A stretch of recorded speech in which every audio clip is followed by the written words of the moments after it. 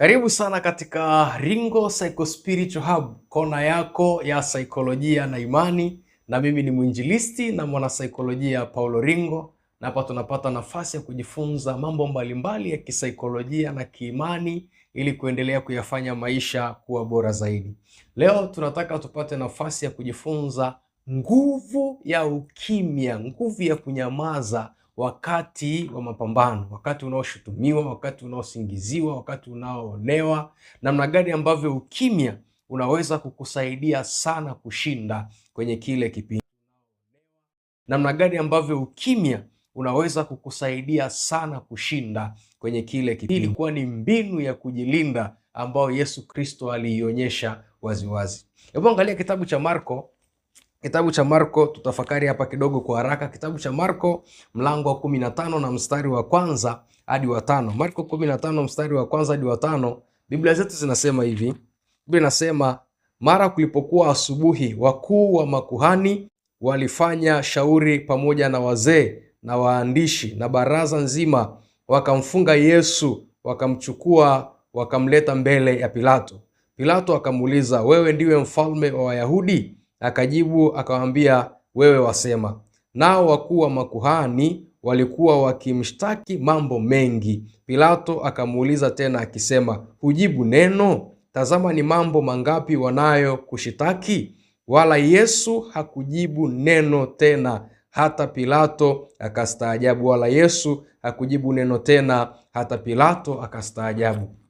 Yesu wakati anashutumiwa, anasemewa mambo mengi ya kusingiziwa, mengine ya uongo, Biblia inasema Yesu alinyamaza, kiwango ambacho Pilato alistaajabia. Mbinu ya kujilinda wakati wa kushutumiwa ambao Yesu Kristo mwenyewe aliifundisha kwa mfano. Sasa kunyamaza au wakati wa kuwa kimya na kuto kujibu kila shutuma ambao unatumiwa, kuto kujibu kila shitaka ambalo linaelekezwa kwako kwenye maisha. Maana unajua watu wengi tunashutumiwa, watu wanashutumiwa, watu wanasingiziwa, watu wanaonewa. Lakini ni ngumu sana kunyamaza wakati wa kuonewa. Hasa pale ambako unajua yale yanayosemwa saa nyingine ni uongo, umesingiziwa au umeonewa. Wengi sana huwa shindwa kunyamaza, wanainuka na kwenda kupambana. Lakini wakati wengine kuwa kimya au kunyamaza huwa kuna faida kubwa na kunaweza kukusaidia sana kushinda katika hiyo vita. Ni faida gani ambao unaweza kuipata? Jambo la kwanza ambalo unaweza kunufaika, kule kuwa kimya kunaweza kuficha udhaifu wako. Unajua wakati mwingine kwenye kujitetea sana kuna ibua udhaifu wako. Unaonyesha ule udhaifu wako katika hilo eneo, na adui zako wanaweza kupata mahali pa kukushika zaidi, kukuonea zaidi katika kile ambacho nakisema. Kwa kuna wakati mwingine kunyamaza kuna ficha madhaifu yako. Yaani unaponyamaza umeficha madhaifu yako. Lakini pia kunyamaza kunaweza kukuepusha na mitego. Unajua wakati mwingine watu wanapokushutumu, wanapokusemea mambo magumu, alafu utasikia wanasema, kwani yeye amesemaje? Maanake kuna wakati unaweza ukawa unategwa. Utakapoongea tu neno lako linatumika kama mtego. Utaona hapa Pilato alimuuliza, kweli wewe ni mfalme wa Wayahudi? Ule ni mtego. Ule ni mtego ambao Pilato alikuwa anamuingiza. Akasema wewe wasema, manake ni kama vile hakumpa jibu. Lakini pia utaona hawa walitoa mashtaka mengi sana, lakini hakutoa majibu kwa sababu kwa anajua pengine hawa wamekuja kunishtaki, kwa ninapotoa majibu ni mitego. Kwa wakati mwingine majibu hayo yanaweza kaniingiza kwenye mtego na hata nikashindwa pengine kulifikia lile ambalo nimekusudia. Kwa wakati mwingine kunyamaza kunakupa kushinda, kuiruka ile mitego, kwamba akisema tu hivi tunamnasa. Kwa hiyo ule ukimya utakusaidia kuweza kushinda ile mitego ambayo ulikuwa umetegewa, ambayo ungejibu tu ungekuwa unajiingiza kwenye mitego. Lakini pia inaweza kukutengenezea ulinzi, ni kama inakulinda. Ukimya unakulinda. Kwa nini ukimya unakulinda? Kwa sababu wale adui zako wanaweza kuwa na mashaka. Umeona hapa hata Pilato mwenyewe alikuwa na mashaka. Mbona amenyamaza hivi? Kuna wakati unapokuwa kimya, adui zako wenyewe wanasema, mbona kama vile nini ambacho anakusudia? Kwa hiyo hata namna ya kukushambulia wanakuwa makini, kwa sababu hawajui kile ambacho umeplan.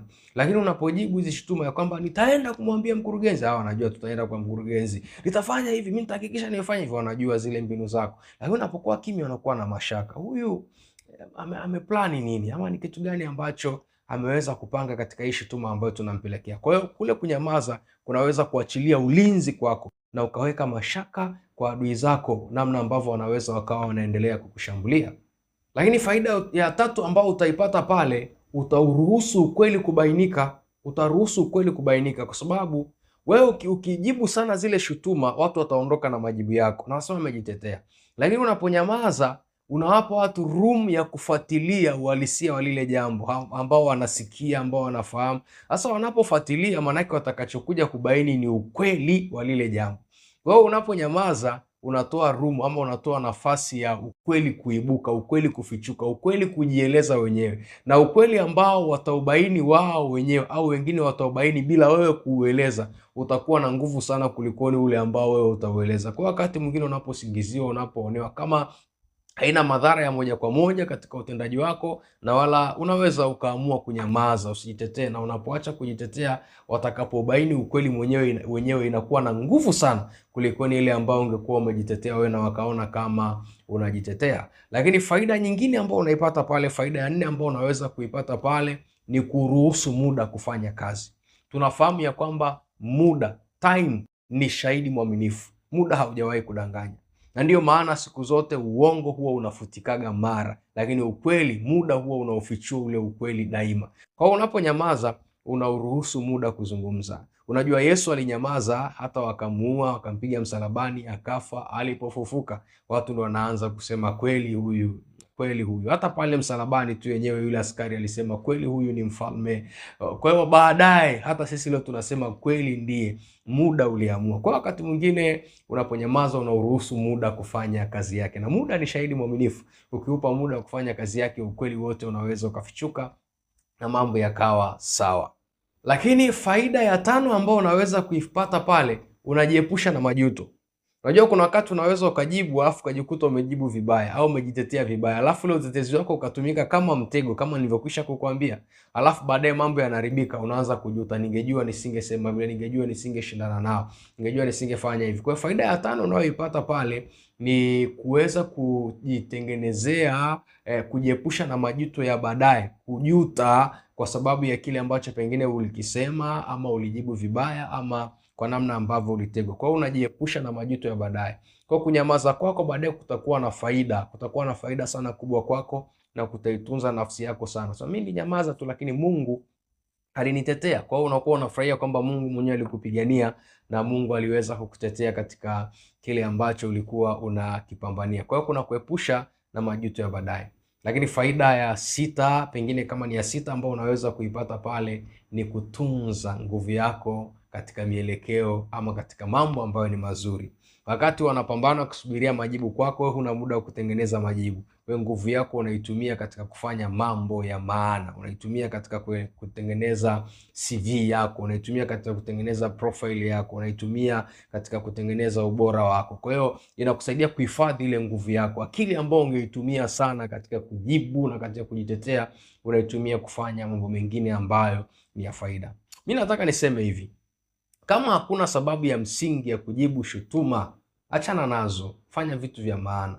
Labda iwe pengine imefika mahali mpaka imegusa moja kwa moja haki zako za kimsingi, na inakupaswa kujitetea katika sheria, katika haki, pengine katika nafasi, katika dawati.